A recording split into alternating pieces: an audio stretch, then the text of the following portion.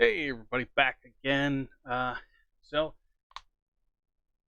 few updates here and there and everywhere.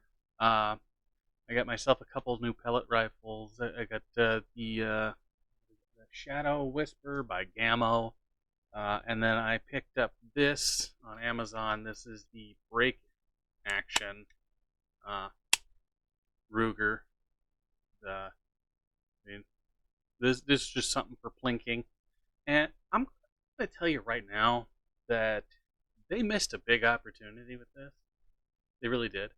I understand that there's probably you know a bunch of stuff in here, but this bottom where they have this magwell, they could have made this where you could pull this out and fit like 10, 15, 20 pellets in here, because I mean there doesn't seem to be anything in there that I can tell. But I mean, had this had like a little thing where you could like have pellets, quick, break it open, pop a button, one would pop out or something. That way you could have that here instead of break it open, dig in your pocket, put in a pellet and stuff. Have it right there in the firearm itself. Uh, I mainly got this for plinking and for pest control, and I got the Daisy pointed and the Gammo Redfire. Now, the funny thing is this is 250 and this is 150. That is, I mean, this one is a lot heavier than this one, but I mean it's strange how they're the same size, but there's more in this little tin, and it's full, than there is in this tin, and this is even more full than that. I could fit like 20 of these or more in that and make it even and complete it being full. It's just it's a surprise. I mean, yes, it does have that little red tip to it, but it doesn't take up that much space. Another thing is my special order came in, and went and picked it up. The Versa Thunder 380. No ammo inside. It's clear. You can see in there. You can see down there. It's clear. But I got this because I needed a new pocket pistol, because I just needed a new one. I love that decock for safe, and I love the safety disconnect when the magazine's out. I ordered the four extra magazines with the finger detent on there, because my hands. But I got 4 extra magazines. That was like $120. I got. What did I get? I got like 1,000 rounds of ammo coming. Just because that's why. But something that I can fit in my sweater pocket. Something that I can fit in my belly band. And I've been wanting a Bursa for a while. A lot of people whine about this, and they go, "Well, if you're going to get one of these, get the PPK."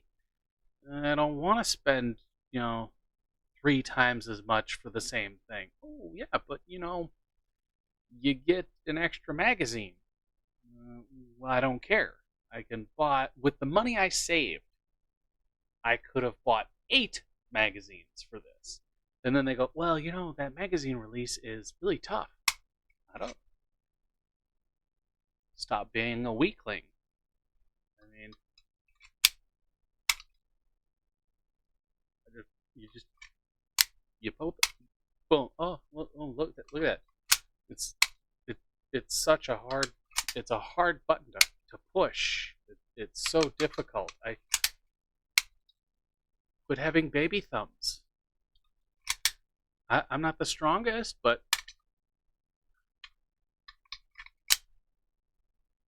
literally pushed a button.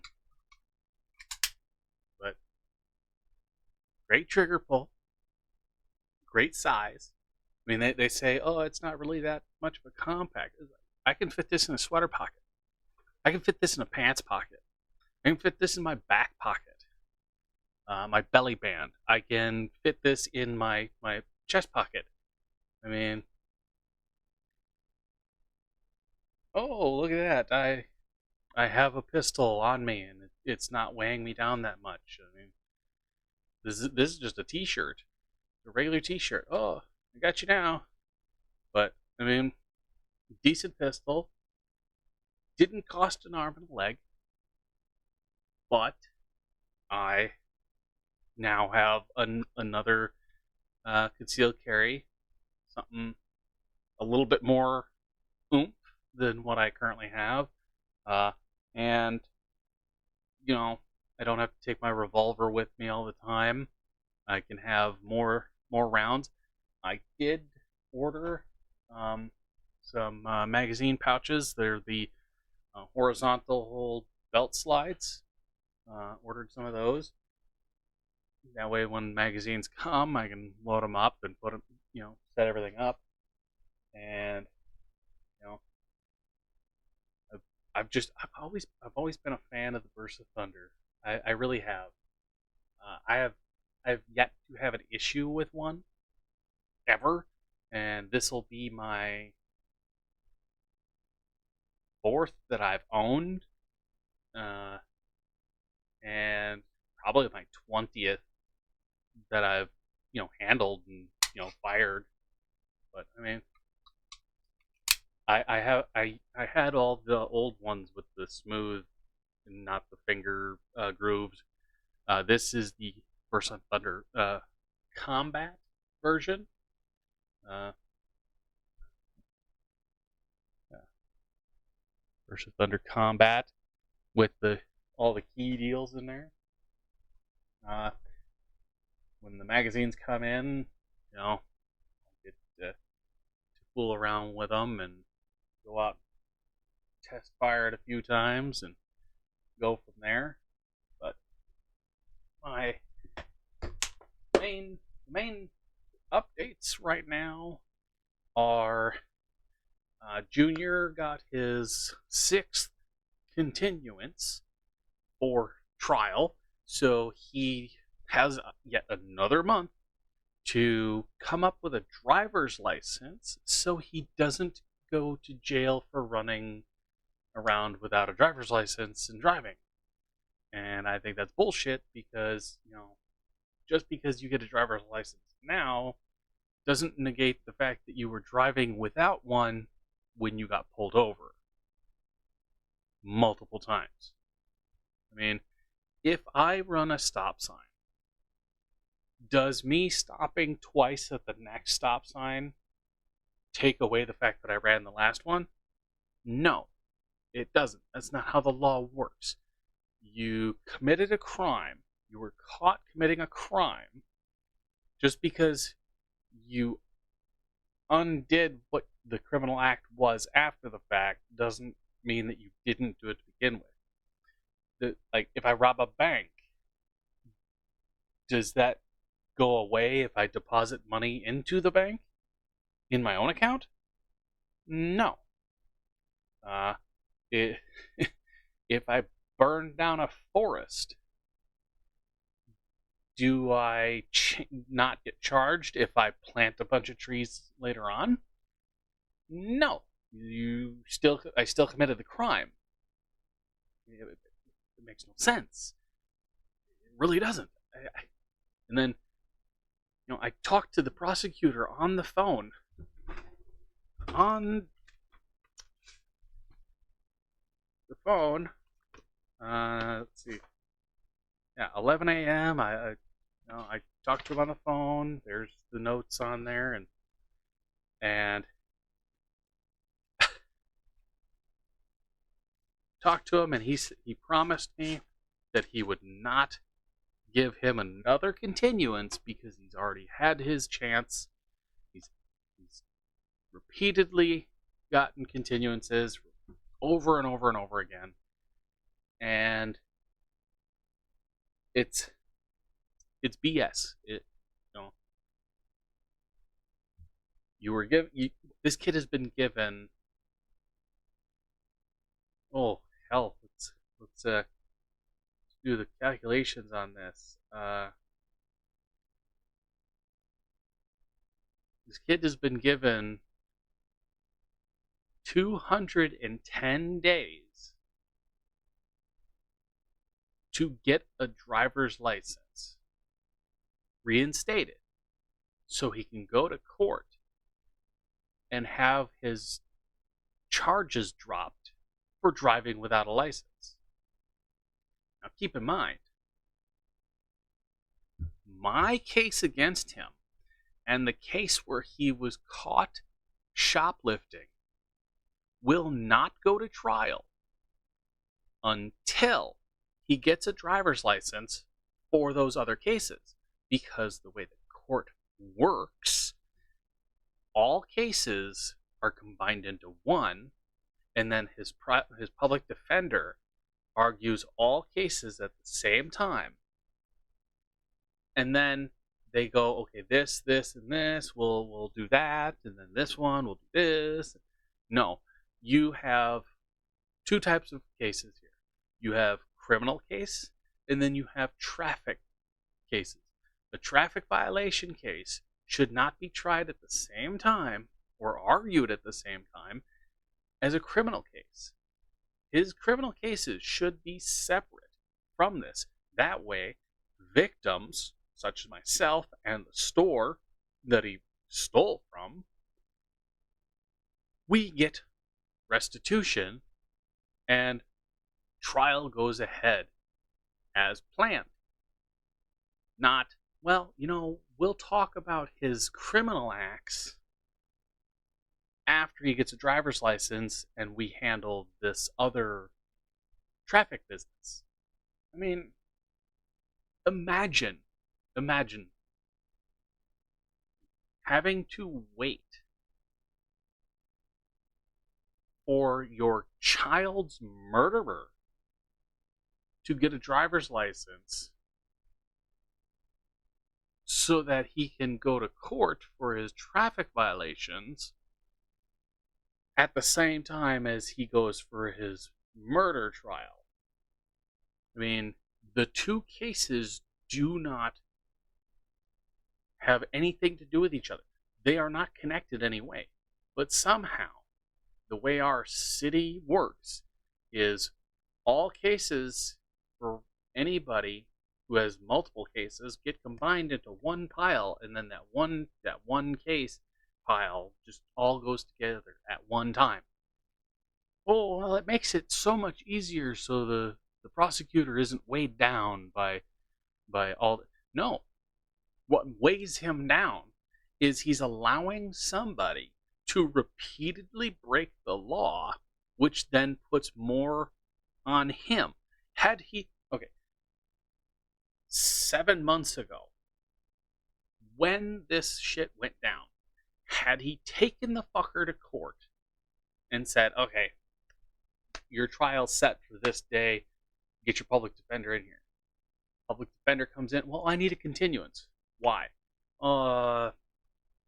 My client is wearing dirty underwear and he wants clean underwear for when he goes to trial. Fuck no. Either he pleads guilty and we go from there, or he pleads not guilty and we take it to trial. That's it. Not, he gets a continuance because he needs a driver's license because the other day he got pulled over, and no, put him in trial. He could either get bailed out for his criminal case and then deal with the traffic violation, or he can stay in jail, be brought up for his meeting, and then he wouldn't have the umpteen failure to appears. He'd be where they need him to be. I mean, this whole court system is so screwed up. I mean, what kind of court system is set up to where it allows criminals to continue on being criminals and then whine that they're being overburdened by multiple cases against one person? Had they charged him and put him away for his previous criminal charge, he wouldn't have racked up 8 more charges. He wouldn't have gotten busted a whole bunch of times driving without a license, registration, insurance, or even a valid registration. He wouldn't have had those charges. Therefore, they wouldn't have needed to take him to court for anything. They wouldn't need any continuances. They wouldn't even need to take him to court because he'd already be in jail. Just letting people out adds to the burden. And then, had he been in jail, he wouldn't have been shoplifting, and he wouldn't have had all these other issues. You let people out, they commit more crimes, and then you go, well, I don't know why there's so much burden on our system. You made the burden. You did that yourself. That's on you. And it's like, it drives me nuts to see and hear that a prosecutor's like, well, I don't know why. I don't know why I'm so burdened. I have this cases with here and there and here and there, and it's like, yeah, you have those cases because you're a shitty prosecutor. Anybody with a IQ over fried rice knows that if you keep letting the same person commit more and more crimes and then put off taking them to actual court, you will continue to build up more and more and more and more, and you're just piling on to the stack of crimes that they already have. I mean, what are you going to do? What are you waiting on? Are you waiting on him to murder somebody before you even say, well, you know what? I don't want to give him a continuance. I want to take this to trial now. It makes no sense, and it drives me nuts. It really does. And it's like, I'm out here trying to walk my dogs. That was your cue, fuckhead. Come on. Come on. Okay, she does it when I'm not on cue, but then she doesn't do it when I'm trying to get her to come up. There we go. Oh, you big butthead, you little bug butt. I'm trying to walk this little turd burglar here, and I've got to be armed because I don't know what he's gonna do. I don't know what he's gonna, if he's gonna jump the fence. I don't know if he's gonna come after me. I mean, hell, this kid's already tried to run me down with his car. He's threatened to bash my head in with a hammer. He's threatened to set my house and the neighbor's house on fire. And it's like, they don't care. I've got an injunction against harassment. The police refuse to do anything about it. They won't even honor it. The U.S. Supreme Court said that an injunction against harassment or even a order of protection doesn't have to be honored by the police. The police have no duty to protect anybody, or even they don't even have to go after anybody. And this goes on from the Rodriguez or something. This woman and her husband, they got divorced. He lost custody of the kids. He kidnapped the kids, and the mom was like, "Hey, he took my kids. And the police are like, we're not going to do anything about it. They're his kids." And it's like, I've got an order against him, and he doesn't have the kids. He doesn't have rights to the kids, and the police didn't do anything. And then he showed up to the police station at like 3 a.m. and shot at the police station and then killed himself. and the police went out there to inspect the vehicle, and he had already murdered the kids and put them in like the bed of his truck or the trunk of the car or whatever. And the police are like, well, we did everything we could. And it's like, no, you didn't. And the Supreme Court, she tried to sue, and the Supreme Court said, well, an order of protection and an injunction against harassment doesn't mean anything. Police don't have to honor them. They don't have to deal with them. They could just walk away. If you could have an order against harassment against somebody, and that person be standing right next to you as a cop is in front of you, and they could be screaming at you and spitting in your face, and that officer does not have to do anything about it because it's not their job, according to the U.S. Supreme Court. So I'm out here walking the dogs with a gun because I don't know what's going to happen. And the prosecutor's like, well, it's not my job to prosecute him. Yes, it is, you fucking tool. It drives me nuts. It really does. It makes me want to choke a pigeon. I mean, it's aggravating. It really is. Stressful days.